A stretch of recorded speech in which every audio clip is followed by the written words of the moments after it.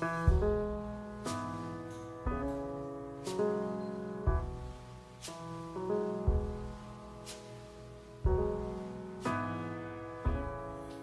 queridos, boa noite a todos. Prazer poder compartilhar mais uma vez a palavra de Deus com vocês. Hoje nós vamos falar sobre arrependimento e crença. Mas antes de meditarmos na palavra de Deus, eu quero convidá-los a orar e logo após a nossa oração vamos apresentar um cântico de louvor ao nosso Deus. Oremos. Querido Deus, obrigado, Senhor, por mais um dia que o Senhor nos deu. Obrigado, Senhor, por estarmos vivos.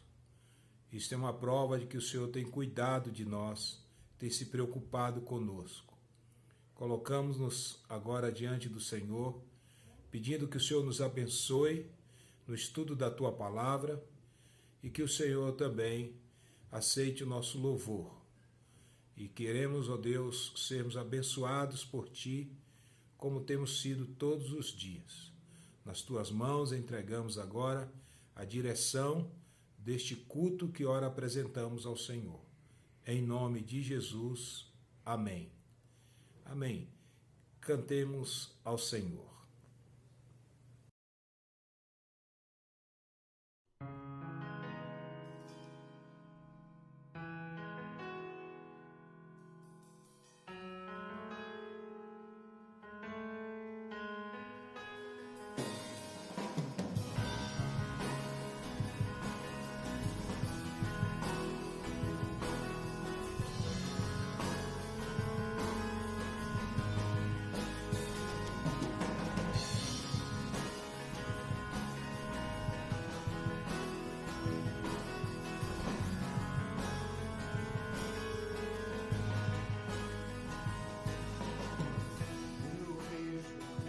Da glória, com o seu poder, a terra vai estremecer.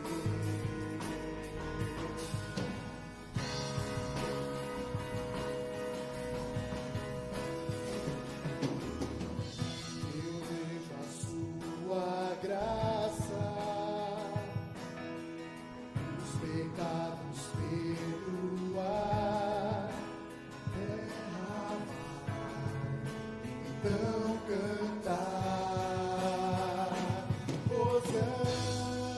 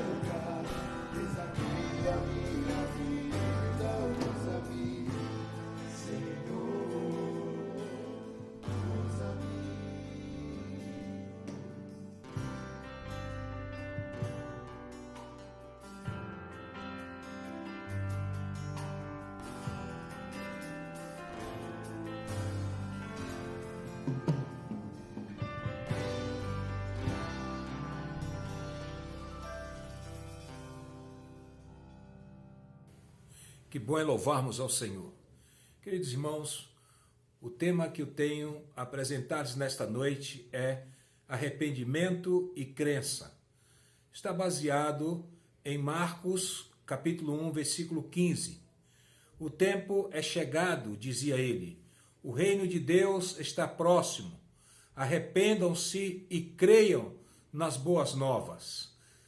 A pregação do Evangelho é o recurso de que Deus se serve para regenerar e converter, iluminar e salvar os pecadores em seu miserável estado moral e espiritual.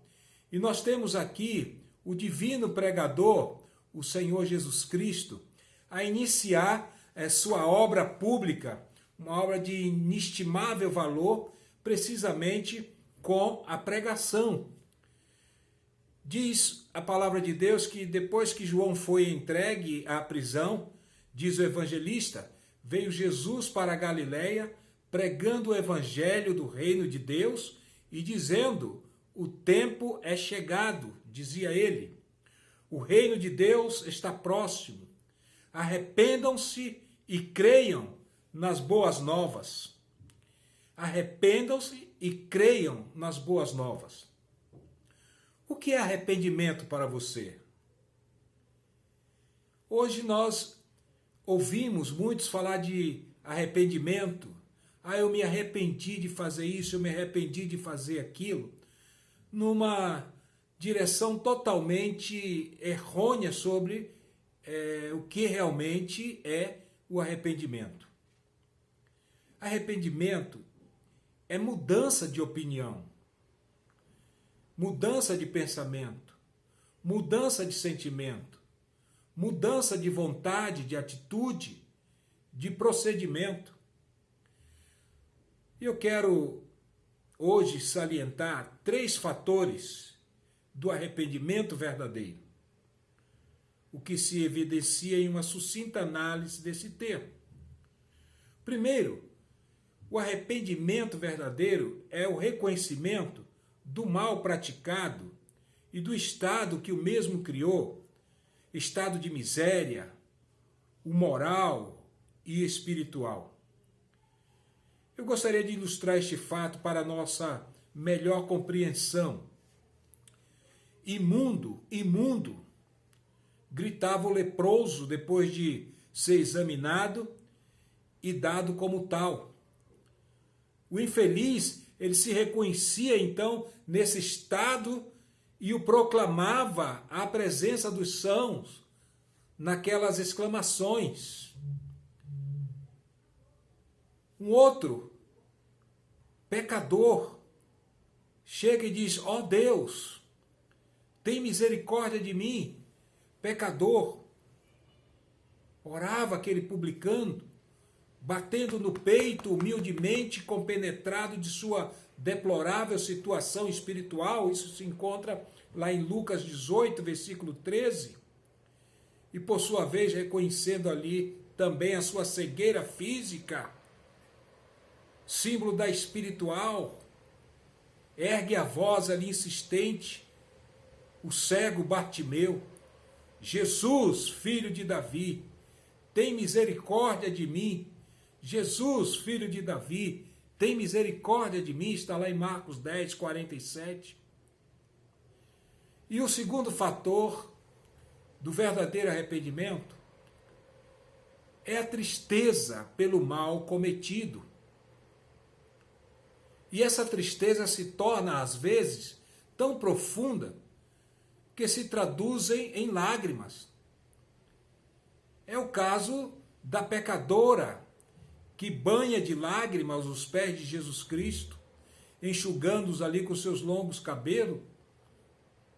Texto lá de Lucas 7, 38. Mas também é o caso de Pedro. Pedro que após a tríplice negação, Pedro se retira na escuridão da madrugada e chora amargamente, como diz lá Mateus 26, 75. E que de vezes não confirma praticamente essa verdade, a experiência da vida cristã. Mas já na vida cristã do povo de Deus, na vigência do Antigo Testamento, o salmista pontificava esse sentimento em sua edificante eloquência. Inundo de lágrimas o meu leito, lá no Salmo 6, versículo 6. Mas o terceiro fator de um arrependimento verdadeiro, ele vem a ser a correção ou a mudança de procedimento. Então, quando o indivíduo enxerga o seu estado miserável, ele se envergonha, cobre-se de brios, ele odeia o pecado em sua degradação e hediondez, a alma se lhe compunge, confrange-se, consome-se de mágoa, e então firma o propósito heróico de mudar de rumo, de imprimir nova diretriz à vida, de regenerar o procedimento e enobrecer o caráter e perfumá-lo com aromas da virtude. E se bem pensa, melhor o executa. É tal o gesto vitorioso do filho pródigo, de Lucas 15, 24, o filho pródigo que sacode na terra da miséria a indigência do seu transvio e busca resoluto a casa paterna, a casa do pai, aonde ali ele é recebido como aquele que estava morto e reviveu, perdido e foi achado. Assim também o de Pedro. Pedro ele cai, mas Pedro se levanta. Pedro levanta e fica firme, realizando ali um apostolado fecundo, coroado com o martírio, segundo a predição do nosso Senhor Jesus Cristo, lá em João 21, versículo 18. De qual modo também o de Jonas. Jonas ele foge ao dever, mas após a amarga experiência ali no mar e também nas entranhas do peixe, e agora vomitado à praia, segue para Nínive e assim cumpre a sua árdua tarefa com maravilhosos resultados. Está lá em Jonas 3, verso de 1 a 10. Então, meus irmãos, aí estão os fatores do arrependimento à luz da palavra de Deus, à luz da Bíblia. E bem é de ver quanta sabedoria encerra também a palavra do apóstolo Paulo lá em 2 Coríntios 7, 9. Paulo diz que a tristeza, segundo Deus, produz arrependimento para a salvação. A tristeza, segundo Deus, produz arrependimento para a salvação. Nós temos agora a crença. Arrependei-vos e crede no Senhor. E crede no Evangelho. Arrependei-vos e crede no Evangelho. A incredulidade ou falta de crença no Evangelho, eu creio que é a causa da perdição de muita gente. E como a incredulidade penetra no fundo, nas almas, nos lares, no povo. Se eu estou falando a verdade, porque vocês não creem em mim, disse Jesus, lá em João 8,46. Veja que nem seus irmãos criam nele, como diz João 7, versículo 5. Meus irmãos, Israel foi podado da oliveira santa pela sua incredulidade. E a igreja de Roma passaria pela mesma experiência se desse lugar, se desse guarida a esse sentimento, como está escrito lá em Romanos 11, versículo 20 a 23. Então deve ser varrida dos nossos corações a incredulidade, para que nele se edifique a crença, a verdadeira crença, que é no Evangelho do nosso Senhor Jesus Cristo. Não no Evangelho do Espiritismo, nem em qualquer evangelho diferente, como que o Paulo estigmatiza lá na carta aos Gálatas, especificamente no capítulo 1, versículos 6 a 10. Porque só o Evangelho de Cristo é o poder de Deus para dar salvação a todo o que crê. Primeiro ao judeu, depois o grego, a todo mundo, diz Paulo lá em Romanos 1,16. Evangelho é a boa notícia. Evangelho é a boa nova, especialmente no que concerne a salvação das almas. A começo era a boa nova da vinda do Messias prometido, Marcos 1. Depois era a boa notícia do amor de Deus em Cristo para salvar quem crê. E nesta tecla se insiste o Novo Testamento. De tal maneira amou Deus ao mundo, que lhe deu seu Filho unigênito, para que todo o que nele crê não pereça, mas tenha a vida eterna. Ensinou Jesus a Nicodemo e nos ensina ainda hoje. Ide por todo o mundo, pregai o evangelho a toda criatura. O que crê e for batizado será salvo. O que não crê será condenado. Marcos 16, versículo 15. Ordenou Jesus ali a seus discípulos. Crê no Senhor Jesus e será salvo, tu e a tua casa, disse o apóstolo Paulo ao carcereiro de Filipos, lá em Atos 16, versículo 30. Tem esse evangelho do Senhor Jesus de atravessar os séculos, iluminando os povos. O seu caráter é eterno. Diz ali João na ilha de Patmos, lá em Apocalipse, capítulo 14, versículo 6. E vi outro anjo que voava pelo céu e tinha o evangelho eterno para proclamar aos que habitam na terra, a toda a nação, tribo, língua e povo. Meus irmãos, esse evangelho é para ser pregado. Este evangelho é para ser conhecido, crido e obedecido. Crer e não obedecer é se colocar a serviço do diabo, é se colocar do lado do diabo. Eu tenho falado muito para vocês. Creia, não seja incrédulo. Viva este evangelho. Não adianta você ter conhecimento, não adianta você conhecer a Bíblia, não adianta você conhecer o plano de salvação, se você não coloca em prática na sua vida. Tiago diz: você crê que existe um só Deus? Muito bem, até mesmo os demônios creem e tremem. Está lá em Tiago 2,19.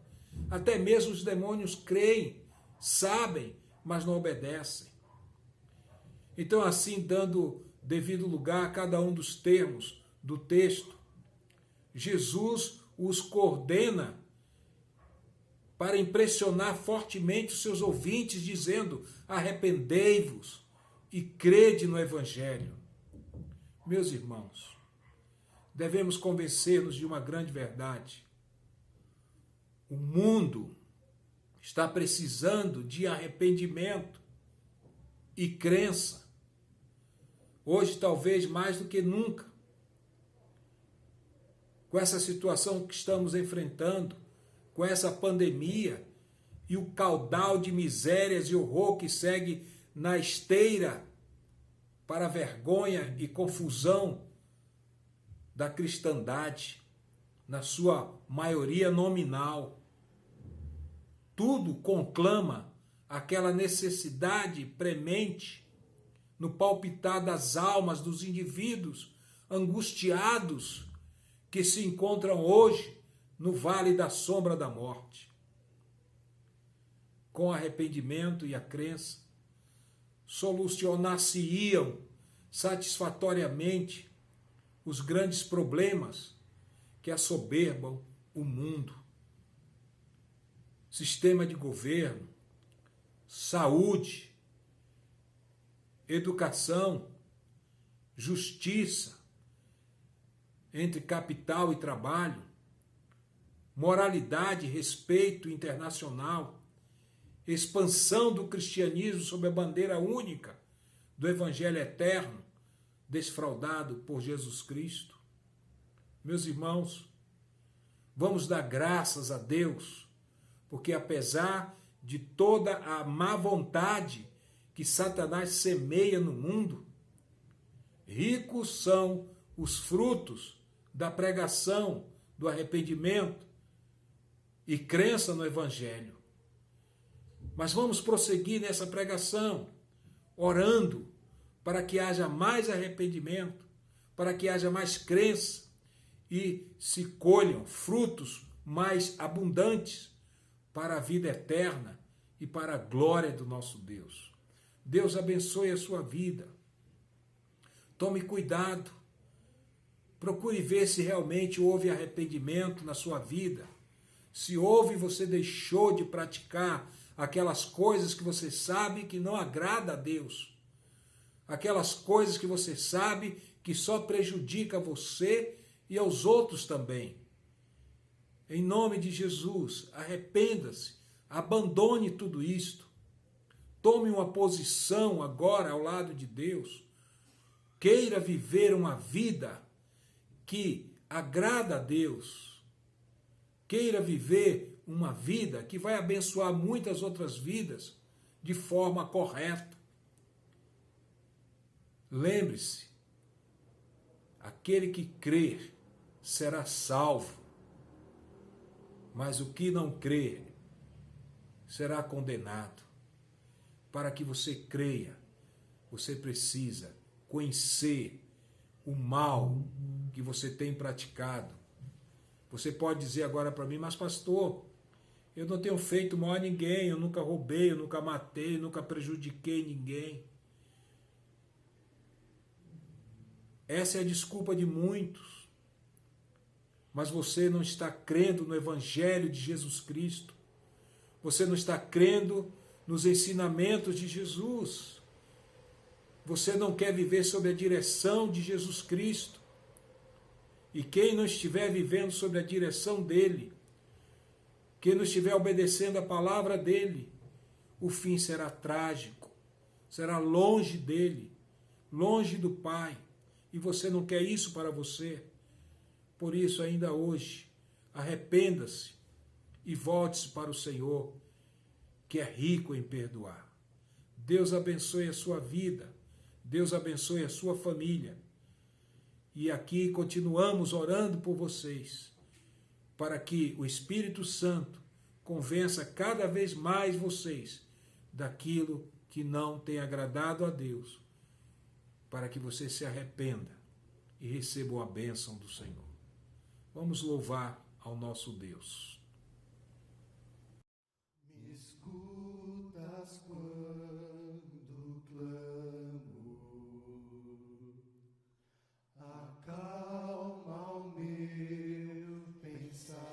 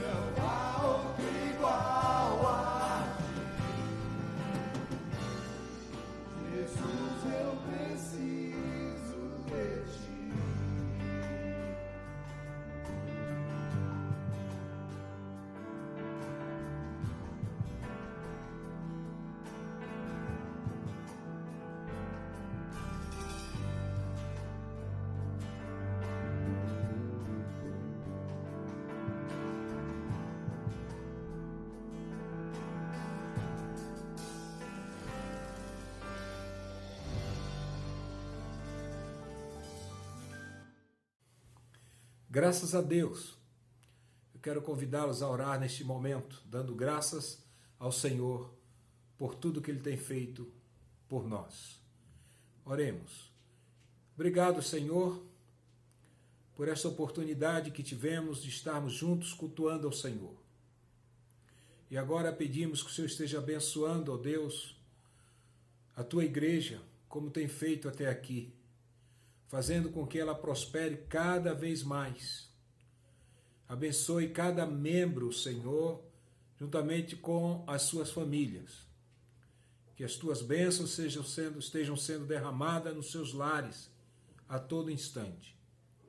Queremos também Te agradecer, Senhor, pelos médicos, enfermeiros, todo o pessoal que trabalha, ó Deus, na saúde. Pedir que o Senhor esteja abençoando suas vidas, seus familiares, livrando eles da contaminação e usando-os como instrumentos em Tuas mãos. Pedimos também, Senhor, que o Senhor esteja ao lado dos idosos que sofrem neste momento, que o Senhor esteja confortando seus corações, dando-lhes paciência e fazendo saber de que nada foge ao Teu controle. E agora, Senhor, pedimos pelo nosso Brasil, pelas nossas autoridades. Oh, meu Deus, quanta confusão! Que o Senhor esteja dirigindo os corações dos nossos governadores, Senhor. Que o Senhor esteja, Senhor, dirigindo o coração do nosso presidente, meu Deus, e fazendo com que a Tua vontade, somente a Tua vontade se cumpra na vida deles, e que eles possam, Senhor, também fazer se cumprir a Tua vontade em nossas vidas, através de suas administração. Ó Deus, em nome de Jesus, entregamos ao Senhor este momento tão precioso e pedimos que o Senhor cuide de nós, porque sem Ti não somos nada. O Senhor é o nosso tudo. Dependemos totalmente de Ti. Em nome de Jesus, continua cuidando de nós, meu Deus. Essa é a oração que fazemos com os nossos corações cheios de gratidão ao Senhor. Mais uma vez, em nome de Jesus. Amém. Amém. Deus abençoe. Vamos ouvir mais um louvor. Cante porque o louvor liberta. Louve ao seu Deus. E até quarta-feira, quando estaremos ali reunidos na nossa live, e eu conto com a presença de todos. Como foi bom na quarta-feira. Ainda estou sentindo a falta de alguns. Faça um esforço, separe esse tempo para estarmos juntos ali, estudando a palavra de Deus, orando uns pelos outros e assim fortalecendo a nossa fé. Amém? Deus abençoe mais uma vez vocês, seus familiares e até a próxima. Fiquem na paz.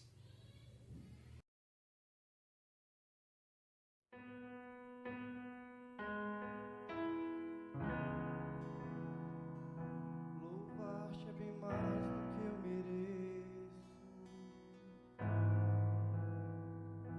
Adorar-te é mais profundo do que eu pensei. Servir-te é tudo que eu espero. O que mais quero é estar mais junto a Ti. Derramar perante Ti os meus anseios. A minha oferta nessa hora é a verdade.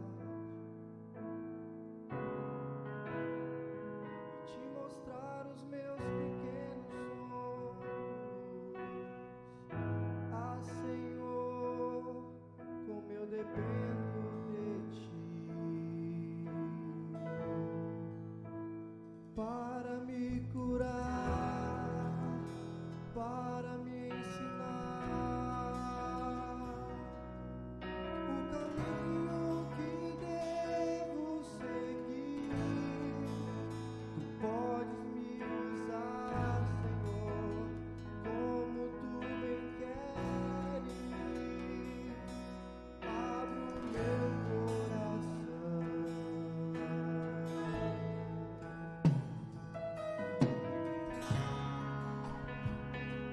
Louvar-te é bem mais do que eu mereço. Adorar-te é mais profundo do que eu pensei. Servir-te é tudo que eu espero, Deus. O que mais quero é estar mais junto a ti. Derramar perante ti os meus anseios. A minha oferta nessa hora, essa música vai. E te mostrar os meus maiores sonhos. Ah, Senhor, como eu dependo de ti. Para me ensinar, para me ensinar o caminho.